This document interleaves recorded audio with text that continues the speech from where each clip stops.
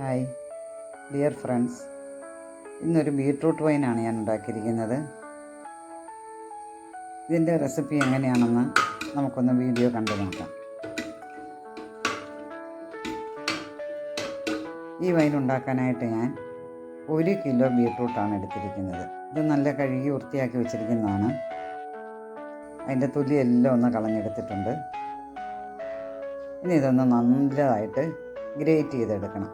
അതായത് ഗ്രേറ്റ് ചെയ്ത് എടുത്തിട്ടുണ്ട്.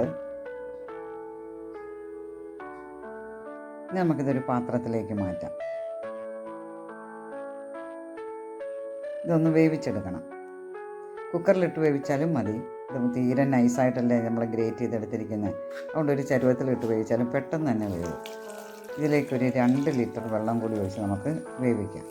ഇനി ആദ്യം 1 ലിറ്റർ വെള്ളം ഒഴിച്ച് വേവിച്ചിട്ട് പിന്നെ 1 ലിറ്റർ തിളപ്പിച്ചറിയ വെള്ളമോട് ഒഴിച്ചാലും മതി. ഞാൻ അടുപ്പത്ത് വേവിക്കാൻ വെച്ചിട്ടുണ്ട്.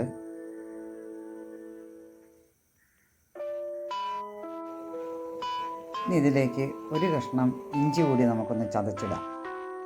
തിളച്ച് വരാറായിട്ടുണ്ട്. ഇത് ആദ്യമേ തന്നെ ഇടാം. നല്ലതുപോലെ ഒന്ന് ഇളക്കി കൊടുക്കാം. തിളയ്ക്കുമ്പോഴേ വേഗം തിളക്കൊരു അല്പസമയം കൂടി ഇരുന്നാൽ മതി. ഇനി ഇതിലേക്ക് നമുക്കൊരു 1.5 ടേബിൾ സ്പൂൺ നാരങ്ങ നീരൂടെ ചേർക്കാം.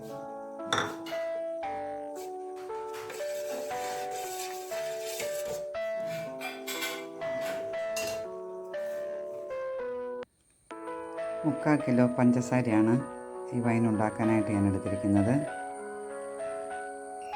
ഇനി നമുക്ക് വേണ്ടത് ഒരു 6 ഏലക്ക, ഒരു കഷ്ണം കറുവാപ്പട്ട, 6 ഗ്രാമ്പു, ഒരു തക്കോലത്തിൻ്റെ പകുതി.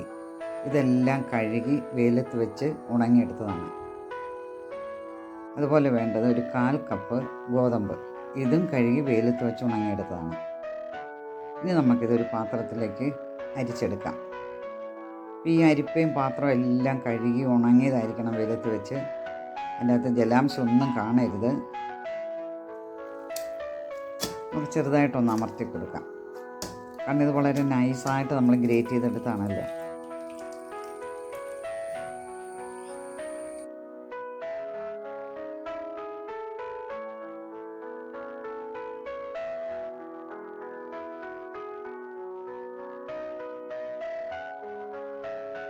ഇനി നമുക്ക് ഈ 2 ലിറ്റർ വെള്ളത്തിൽ വേവിക്കുന്നതിന് പകരം 1 ലിറ്റർ വെള്ളം ഒഴിച്ച് വേവിച്ചിട്ട് 1 ലിറ്റർ വെള്ളം തിളപ്പിച്ചാറിയതും കൂടി ചേർത്താലും മതി.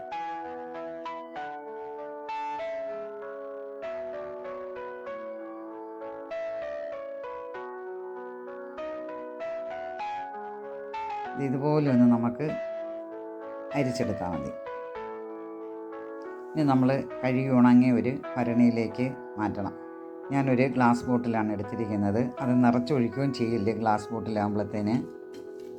ഇനി നമ്മുടെ ആ ഗ്രാമ്പൂ, ഏലക്ക, കറുവാപ്പട്ട, തക്കോലെല്ലാം കൂടെ അതിലേക്ക് ഇടുക. 1 ടീസ്പൂൺ ഈസ്റ്റ് കൂടി ചേർക്കുക. ഇനി ഒരു 3/4 കിലോ പഞ്ചസാര കൂടി ചേർക്കാം.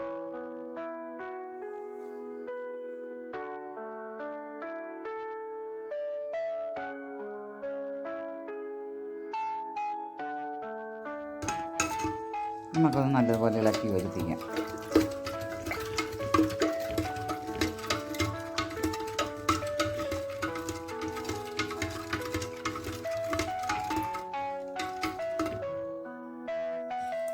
ഇനി നമുക്ക് ആ ഗോതമ്പ് ഒരു കിഴി കെട്ടിയിടാം.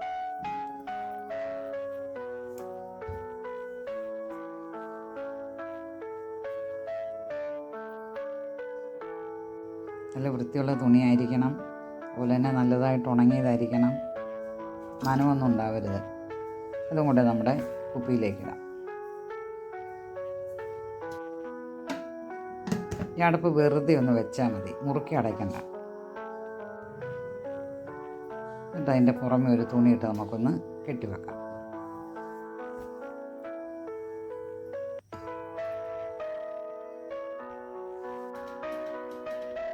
നമുക്കിത് അധികം വെയിലൊന്നും അടിക്കുകയല്ലാത്ത, അതായത് സൂര്യപ്രകാശമൊന്നും അടിക്കുകയല്ലാത്തടത്തുകൊണ്ട് വെക്കാം. ഇത് ആദ്യം ഒരാഴ്ച എല്ലാ ദിവസവും ഒന്ന് ഇളക്കി നല്ലതാണ്. അതിനുശേഷം 2 ദിവസം കൂടുമ്പോഴായാലും മതി.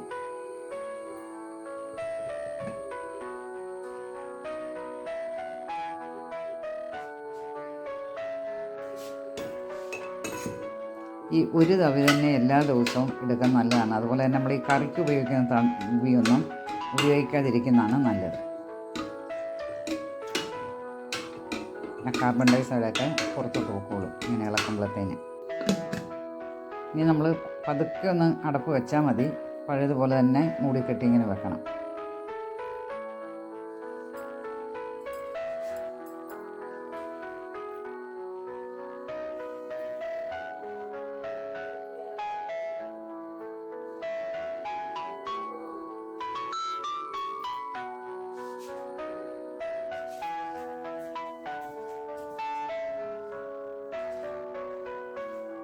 അങ്ങനെ നമ്മൾ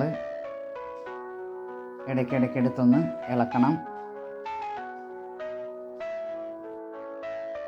നമ്മുടെ വൈൻ റെഡി ആയിട്ടുണ്ട്. ഇപ്പം ഞാൻ 15 ദിവസമായി. ഒരാഴ്ച കഴിയുമ്പോൾ അല്ലെങ്കിൽ ഒരു 10 ദിവസം കഴിയുമ്പോൾ വേണമെങ്കിൽ ഊറ്റിയെടുക്കാം. ഇനി നമുക്കൊരു വൃത്തിയുള്ള ഒരു അരിപ്പയിൽ കൂടി ഇതൊന്ന് നല്ല ഉണങ്ങിയ അരിപ്പയിൽ കൂടി അരിച്ചെടുക്കണം. പാത്രം നല്ലതായിട്ട് ഉണങ്ങിയതായിരിക്കണം വെയിലത്തൊക്കെ വെച്ച്. അതാണ് എപ്പോഴും നല്ലത്, വെയിലത്ത് വെച്ച് ഉണങ്ങിയെടുക്കുന്നത്.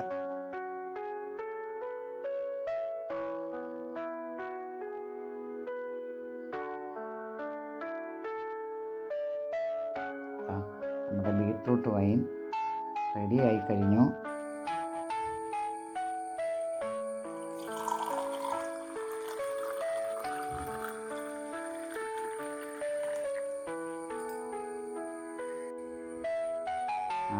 നല്ല സൂപ്പറായിട്ടുള്ള ബീട്രൂട്ട് വൈൻ.